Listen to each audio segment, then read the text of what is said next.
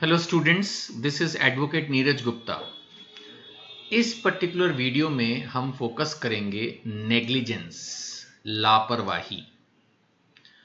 अब कैसे पता चले कि नेग्लिजेंस है, लापरवाही है? एक्चुअली किसी भी मैटर में जो आपका कंडक्ट है, जो आपका एक्ट है, जो आपकी ओमिशन है, एक्ट का मतलब जो आपने किया, ओमिशन जो करना चाहिए था नहीं किया, तो ओवरऑल कह सकते हैं conduct.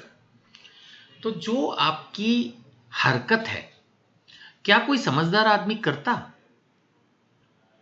That is the criteria. अगर करता और आपने भी किया तो ऑब्वियसली फिर वो नेग्लिजेंस नहीं है। लेकिन अगर कोई समझदार आदमी नहीं करता, a man of prudence, a man of reasonable thinking, अगर उस चीज को नहीं करता जो आपने की है, तो मेरे भाई ये नेग्लिजेंस है। अब अगर एक्चुअल डैमेज उस नेग्लिजेंस की वजह से दूसरे को हुआ, कोई हार्म पहुंची, कोई प्रॉपर्टी डैमेज हो गई, कुछ कहानी हो गई, तो जो लॉस है वो आपको कंपेंसेट करना पड़ सकता है। That is the law. बहुत ज़्यादा कॉम्प्लिकेटेड नहीं है। लापरवाही, नेग्लिजेंस क्या होती है आप समझते हो। So mental element of negligence की हम बात करें, so negligence is one of the most important concepts under टॉट law naturally. Now where a person fails to take reasonable care, कोई भी आदमी होगा इस दुनिया का, उसको सड़क पे चलते हुए, सामान ऊपर से नीचे फेंकते हुए, किसी के बारे में कोई स्टेटमेंट देते हुए, किसी प्रॉपर्टी में घुसते हुए इन्फॉर्म तो करना होगा, ध्यान से तो बात करनी होगी, ध्यान से तो चीजें फेंकनी होंगी, ध्यान से तो गाड़ी चलानी होगी, फाइनेंशियल डीलिंग्स ध्यान से तो करनी होगी। ऑफिस में काम कर रहे हो, चाहे गवर्नमेंट ऑफिसर हो, प्राइवेट ऑफिसर हो, जो काम करोगे ध्यान से तो करोगे, समझदारी तो दिखाओगे। अगर नहीं दिखाओगे तो नेग्लिजेंस है।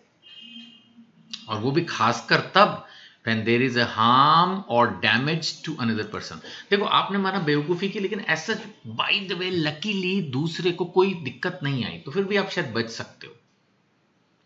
लेकिन अगर दूसरे को दिक्कत हुई, हार्म हुआ, इंजरी हुई, फिर तो कंपेंसेशन तो देना पड़ेगा।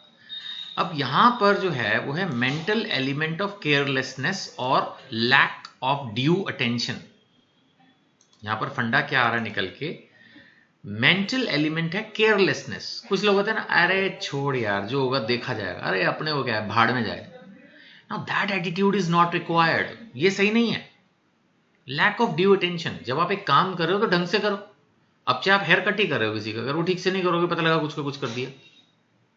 नहीं, डॉक्टर है, वो इंजेक्शन लगा रहा, माना केयरलेस हो रहे, फिर तो वो तो भगवान को ही प्यारा कर देगा किसी को। और ड्राइवर अगर गाड़ी ठीक से ना चलाए, मार दे खंबे में, धड़ाक से 50-100-200 आदमी उड़ा देगा। ट्रेन वाला तो और ज्यादा लोगों को लेके चलता है, शिप वाला और ज्यादा लोगों को लेके चलता है, एंड सो ऑन। इवन मैं तो कह रहा हूं, एक सिंपल आप खाना बनाते हो, लेकिन अगर आप केयरलेस हो और आपने उसमें गलती से कुछ और ऐसा डाल दिया जिसको खा के लोग बीमार पड़ गए। सो केयरलेसनेस या लैक ऑफ अटेंशन, नेग्लिजेंस अपने आप में डेंजरस है। हो सकता है ऐसा आपने जानबूझ के नहीं किया, लेकिन केयरलेसनेस भी तो है ही। मैलिस हम पढ़ चुके, बैड इंटेंशन हम पढ़ चुके। यहां पर main, there may not be bad intention, but intention of care नहीं है, ये भी तो है। You are not careful, so you may be liable, definitely. अब हम बात करते हैं, जो हमारा क्वेश्चन की हेडिंग है, मेंटल एलिमेंट इन नेग्लिजेंस। इसका क्या मतलब है? इसका मतलब है state of mind of the defendant. Defendant कौन? जिस पे आपने केस किया, उसकी मानसिक स्थिति क्या है? उसकी मानसिक स्थिति है प्रेजेंस ऑफ केयरलेसनेस।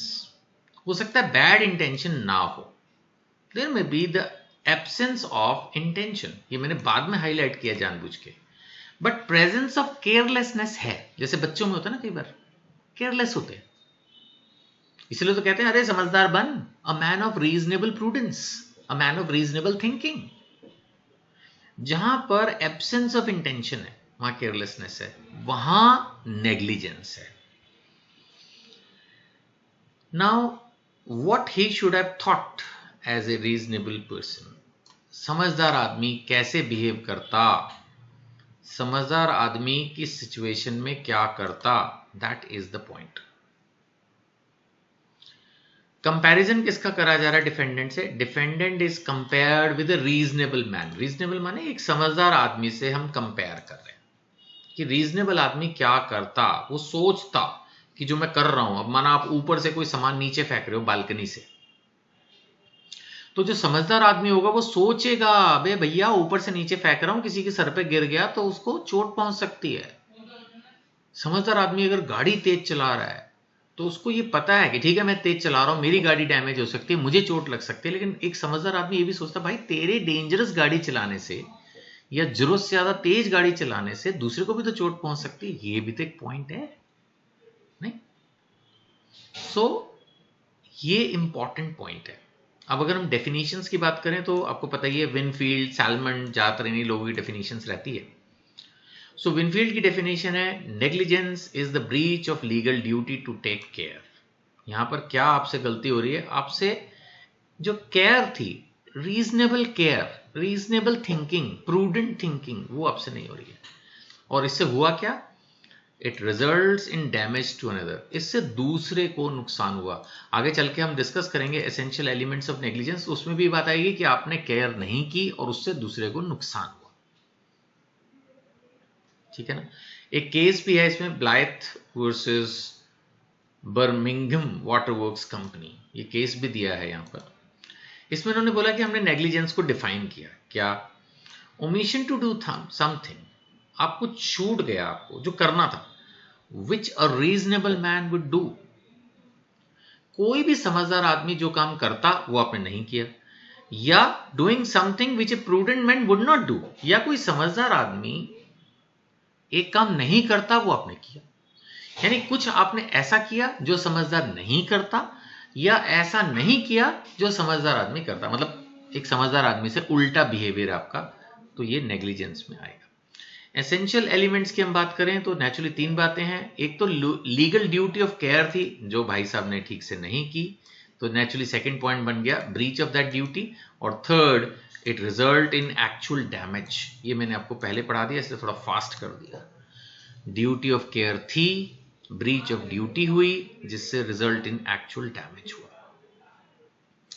अब यहां पर ड्यूटी ऑफ केयर और मेंटल एलिमेंट की अगर हम बात करें तो यहां पर basically a person is expected to foresee the consequences of his actions. जैसे मैंने कहा, अगर आप छत से कोई चीज नीचे फेंक रहे हो, या गाड़ी तेज चला रहे हो, या सोशल मीडिया पे किसी भी बड़े आदमी के बारे में, फेमस आदमी के बारे में कोई स्टेटमेंट दे रहे हो, तो भाई सोचो ना, तुम्हारे बोलने से कुछ लोग हिंदू धर्म के बारे में या किसी भी एक पर्टिकुलर रिलीजन के बारे में कोई स्टेटमेंट दे देते हैं और उससे फिर वो भाई एकदम बड़े लेवल का बवाल मच जाता है।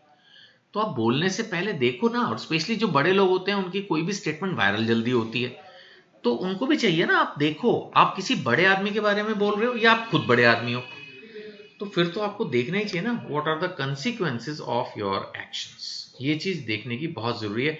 कहीं ऐसा ना हो कि अगर आप ये चीज ऑमिट कर दो, छोड़ दो, तो इससे आपका जो पड़ोसी है, पड़ोसी मतलब कोई भी, ये नहीं कि बिल्कुल वो पड़ोस में रहता हो, पड़ोसी मतलब जो भी लोग आपसे जुड़े हुए हैं सोशली या सोसाइटी वाइज, परिवार वाइज, व्हाटएवर, तो उनको कोई दिक्कत आपकी वजह से ना हो, that is a point. Breach of duty, ये तो बार बार मैं बोल ही रहा हूं कि ब्रीच ऑफ ड्यूटी है, the defendant fails to meet the standard care expected from a reasonable man. ये बार बार रिपीट ही हो रहा है। यहां पर कोई आपकी बैड इंटेंशन नहीं है, but failure to take precaution है। नेग्लिजेंस में बार बार यही चीज आ रही है। यहां पर इंटेंशन बैड नहीं, इंटेंशन मैंने हमने पढ़ लिया, अगर बैड इंटेंशन है तो वो मैलिस इन लॉ है, वो हो गया। अनलॉफुल है तो फिर उसको हम बैड इंटेंशन प्रिज्यूम कर लेते हैं, और पहले से दुश्मनी है तो मैलिस इन फैक्ट मान लेते हैं। यहां पर बैड इंटेंशन वाली बात नहीं है, but there is a failure to take precaution. आप नहीं कर पाए कैलकुलेट कि आपके एक्शन से क्या रिएक्शन हो सकता है, क्या दिक्कत आ सकती है, तो इसलिए आपने रीजनेबल स्टेप्स नहीं लिए और उसकी वजह से नुकसान हुआ, और उसकी वजह से there must be some actual damage. ये भी मैंने आपको पहले बता दिया कि जो आपने किया उसकी वजह से नुकसान हुआ। अब स्टैंडर्ड ऑफ रीजनेबल मैन बार बार यही ले रहे हैं कि कोई भी जो समझदार आदमी होगा उसके, अब आपको वो समझदार आदमी कहां से मैं ढूंढ के लाऊं, इन जनरल पब्लिक जो बिहेव करती है वही रीजनेबल मैन है। अगर कोई आदमी अजीब बिहेव कर रहा है तो वो अजीब कैसे पता चलता है, कि आम तौर पर जो लोग करते हैं उससे अलग आप कुछ कर रहे हो तो उसी से होगा। ठीक है ना। हम यहां पर उसकी पर्सनल एबिलिटीज की बात नहीं कर रहे। Reasonable man is a hypothetical person who acts with ordinary intelligence. हम ये नहीं कह रहे कि जो रीजनेबल मैन है वो एक्स्ट्रा ऑर्डिनरी इंटेलिजेंट होगा, आपको उतना बेस्ट बिहेव करना है हमेशा। बट एक आम तौर पर जो लोग बिहेव करते हैं, आप समझो 100 में से 98 लोग जो बिहेव कर रहे हैं वो रीजनेबल मैन हो गया। 2 आदमी जो कुछ अजीब सा कर रहे हैं, अब कुछ तो बहुत अच्छा कर देते हैं जो आम आदमी नहीं करते, तो उनको फिर अवार्ड मिलता है। और जो ऐसे मान लो 100 में से 98 तो कुछ करते नहीं, एक रीजनेबल लाइफ जीते रहते हैं, बट वो स्टैंडर्ड तो सेट करती है ना नॉर्मल लाइफ की। कुछ उससे बहुत अच्छा करते हैं तो सोसाइटी उनको प्रेज करती है, रिवॉर्ड करती है, और कुछ उतना भी नहीं करते जो मोस्टली कर रहे हैं 98, तो फिर उनको पनिशमेंट मिलती है। ऐसे समझ सकते हैं। अब हम केस लॉस की अगर हम बात करें, इसको छोड़ देते हैं।